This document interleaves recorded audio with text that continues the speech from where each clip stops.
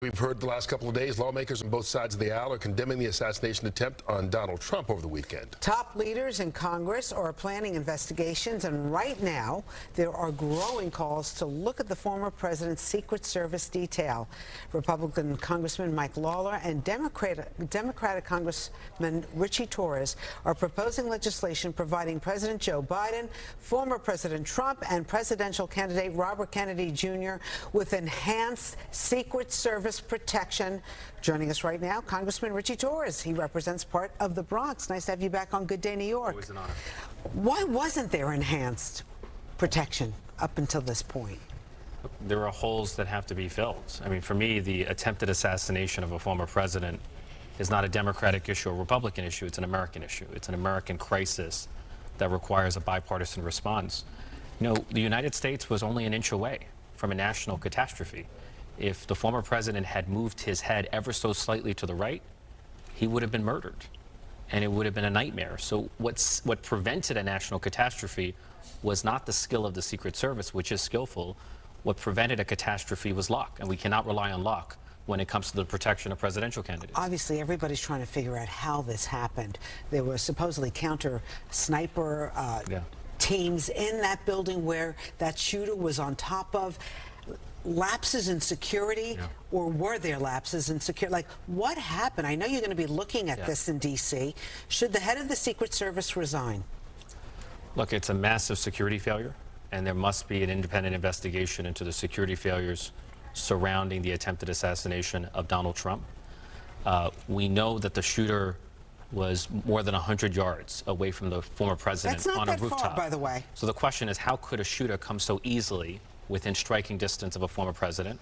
Why was the rooftop not secured beforehand by the Secret Service? One would imagine that the Secret Service can harness the power of drone technology to secure every rooftop within striking distance of the president. And keep in mind that Butler, Pennsylvania is not an urban environment densely populated with buildings and rooftops. There were only a few rooftops to secure, and yet there was an inexplicable failure by the Secret Service to secure them, so there needs to be accountability. You know, the Secret Service has had a couple of issues over the last couple of years.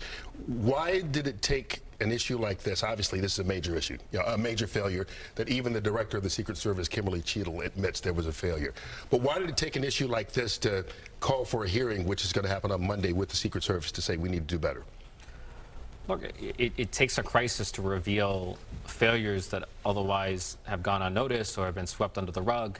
But I think we in the federal government have an obligation to learn from our security failures so that we can avoid repeating them in the future. And we have no greater obligation than the protection of our public officials, including our presidential candidates. You know, in the United States, we're no stranger to violent extremism. In the 1960s, our nation lived through the assassination of a president, a presidential candidate, multiple civil rights leaders. We're so divided as a country, we cannot afford to return to a period of political assassinations in America. Well, we've been lucky. I mean, Steve Scalise got shot at a softball game. Gabby Giffords was shot at a campaign. I mean, those are not back in the 60s. We've had multiple incidents over the years. I want to say one thing. It's amazing how quickly things change. Obviously, an assassination attempt on a former president is a major headline issue.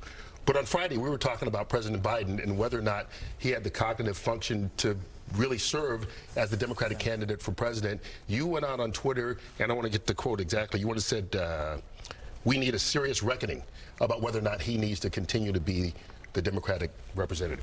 One, have you had that serious reckoning? And two, do you think this is all off the table about him not being the Democratic nominee anymore now because of the assassination attempt? My honest assessment is that, you know, President Biden is the presumptive nominee. He is likely to be the official nominee, and if he becomes the nominee, every Democrat, including myself, will do everything we can to ensure that he wins.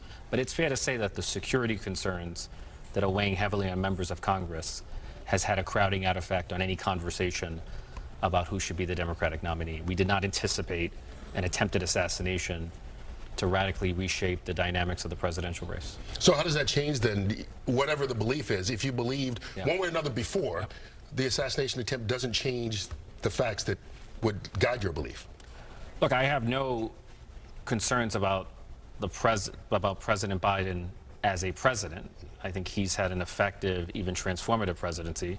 I continue to have concerns about his performance as a presidential candidate. But in life, we have to approach the world as we find it. We have to make the best of a complicated situation. and it's going to be a complicated presidential race. And while we continue to make sure that our candidates are safe, people want to make sure we're safe here at home. I mean, we have a migrant situation, and I know you have it in the Bronx as well. Yeah. Shelters are at capacity. There's been violence in the shelters. What's being done with that? I mean, what's happening in your community? What are they telling you? Look, there's no question that the wave of migration has put enormous strain on the shelter system, the social safety net here in New York City. You know, we should be a country that welcomes immigration, but not all of it should be concentrated in New York City, right? We have scarce resources. I support President Biden's executive order, which has restricted crossings across the border. You know, before the executive order, anyone anywhere could come across the border, claim asylum, and remain in the country indefinitely because the court system is so overburdened.